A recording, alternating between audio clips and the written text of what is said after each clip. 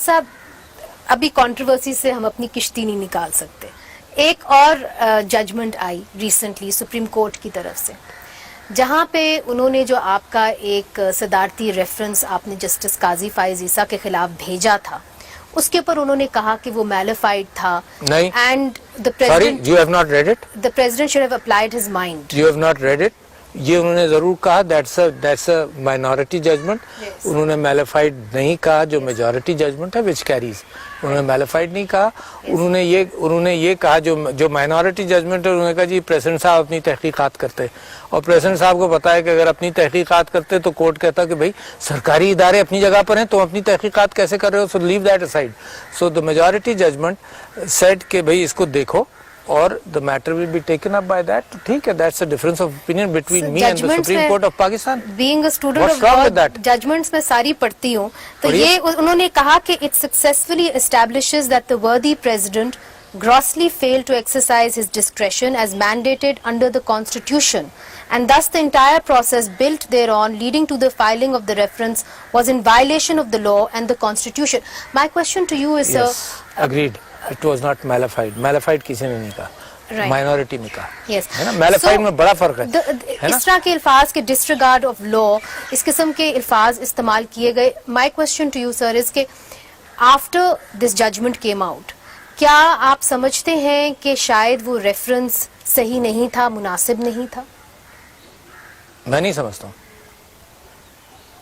I had two options. اتنی مرتبہ میں کہہ چکا ہوں and I wish I could have gone before the court but I can't go. I was represented of course by the وکیل there.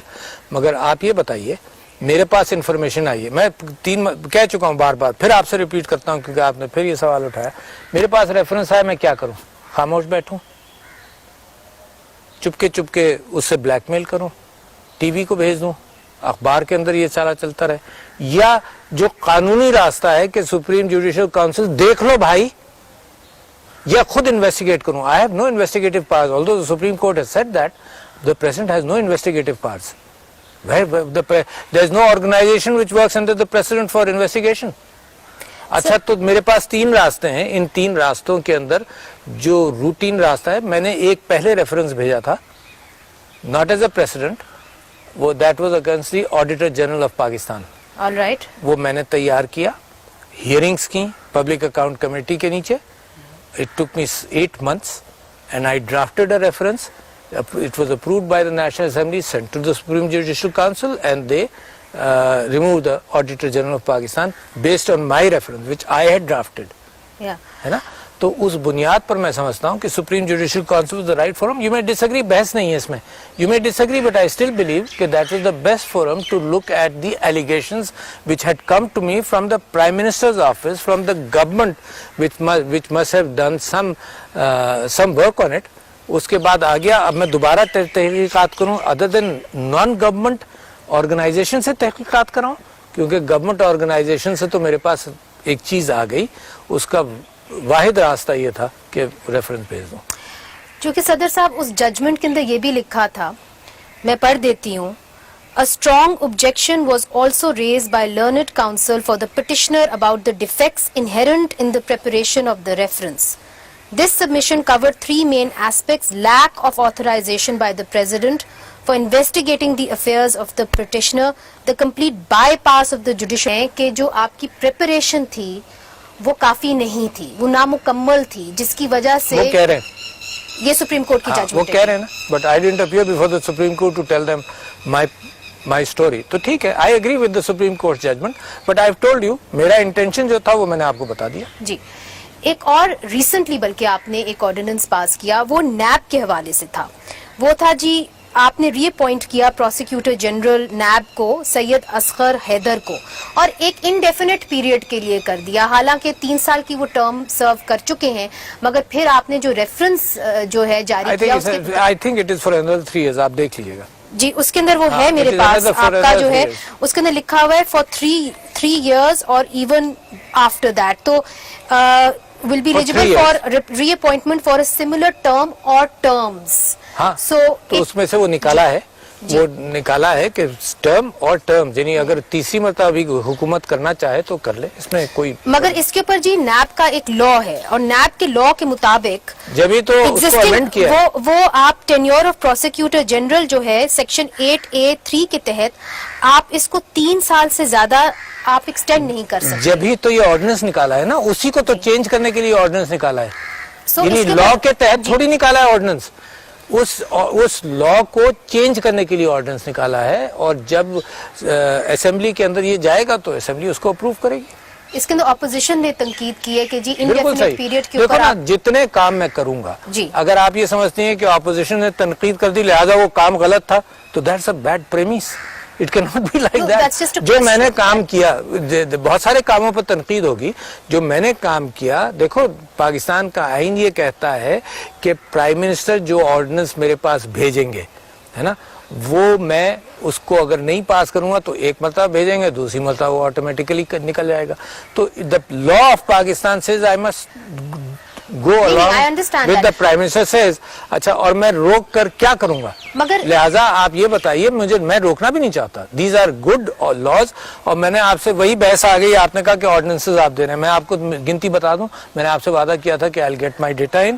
جی, پیپلز پارٹی کی government نے, میں نے 2019 میں 27 آرڈیننس پاس کیے جی, اور 2020 میں یہ نامکمل فہرست ہے, ایک مہینے پہلے کی 14 کیے, تو ٹوٹل 41 کیے. ممکن ہے نمبر بڑھ گیا ہو کہ 4-5 تو مجھے ہمارے یاد آ رہا ہے داد و اس کے شمار بعد. کے مطابق اراؤنڈ 51 ہے. پھر 4-5 مجھے یاد جی. پڑتا ہے تو 45 وٹ ایور. جی, پیپلز پارٹی 1994 میں 93 آرڈیننسز, پیپلز پارٹی 1995 میں 132 آرڈیننسز, پیپلز پارٹی 1996 میں 110 آرڈیننسز. اب میں پی ایم ایل کا آپ کو بتا دوں, پی ایم ایل 1997 میں 54 آرڈیننسز, پی ایم ایل 1998 میں 22 اچھا آرڈیننسز. کر رہے ہیں آپ پن پوائنٹ کر رہے ہیں. جب ان سے میں انٹرویو کروں گی ان سے یہ سوال یہ لے جائیے گا میرے پاس سے, میں ضرور آپ سے لے جاؤں گی. 1999 میں 17 نہیں, ابھی اور سن لیجئے, ابھی اور سن لیجئے.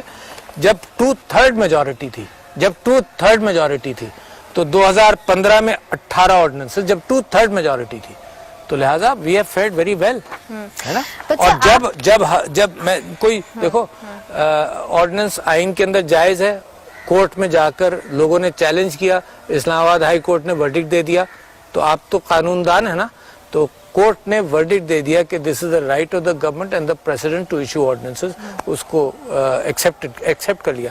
جو آپ کو میں نے فگرز بتائے ہیں, 2/3 میجورٹی کے دوران بھی آرڈیننسز کی ضرورت تھی.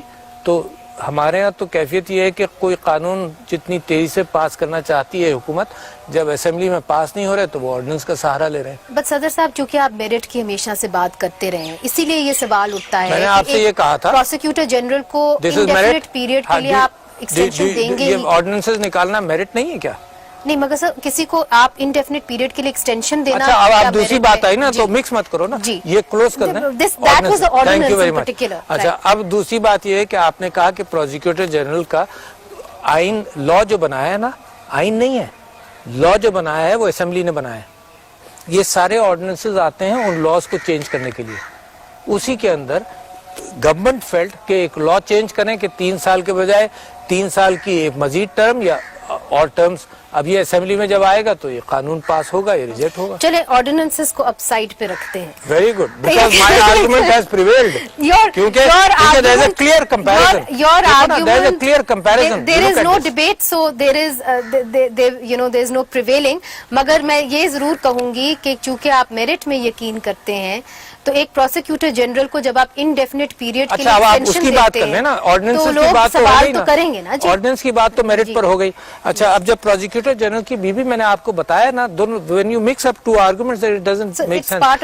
پروسیکیوٹر جنرل کی بات میں نے آپ کو یہ بتایا کہ قانون کے اندر اس کو 3 سال کے لیے تھا. یہ آرڈیننسز قانون بدلنے کے لیے آتے ہیں اور پھر پارلیمنٹ میں جائیں گے. تو if the government feels کہ یہ قانون بدلنا پڑے گا تو اس کے لیے آرڈیننس آیا بائی ریزن جو ہم نے ابھی بحث کی, اور اگر یہ قانون نہیں پاس ہوگا تو ریجیکٹ ہو جائے گا. دیکھیں, کچھ چیزیں آپ نے ایسی بھی کی جو بہت اچھی تھی, جس طرح آپ نے اینٹی ریپ لا, اینٹی ریپ آرڈیننس پاس کیا. We'll come to that, but there is no comparison. دیکھو, these are legal necessities. The question is that 120 days کے بعد جو آرڈیننس ہے وہ لیپس ہو جاتا ہے. वो लैप्स हो गए, कई एक हुए. मगर फिर मेरा सवाल ये उठता है कि then you're back to the No. you're back to the No. You 120 days के बाद जब लैप्स हो जाता है तो इसका मतलब ये कि वो हुकूमत पार्लियामेंट का वापस एफर्ट, आता है, जी। हुकूमत का एफर्ट पार्लियामेंट ने उसको एक्सेप्ट नहीं किया. सो ये तो पार्लियामेंट्री डेमोक्रेसी में ये चलेगा. Why do you want to take everything in the constitution as mala fide? Constitution इजाजत देता है इसी वजह से. तो कॉन्स्टिट्यूशन जो इजाजत देता है वो मेरिट कॉन्स्टिट्यूशन का है, एथिक्स कॉन्स्टिट्यूशन की है, मेरी नहीं है. मगर मेरा सवाल कुछ और है. मेरा सवाल ये है कि ऑर्डिनेंसेस लॉन्जिविटी नहीं है, मतलब वो परमानेंट नहीं है, एक्ट ही परमानेंट है. आपका सवाल का जवाब मैंने दिया.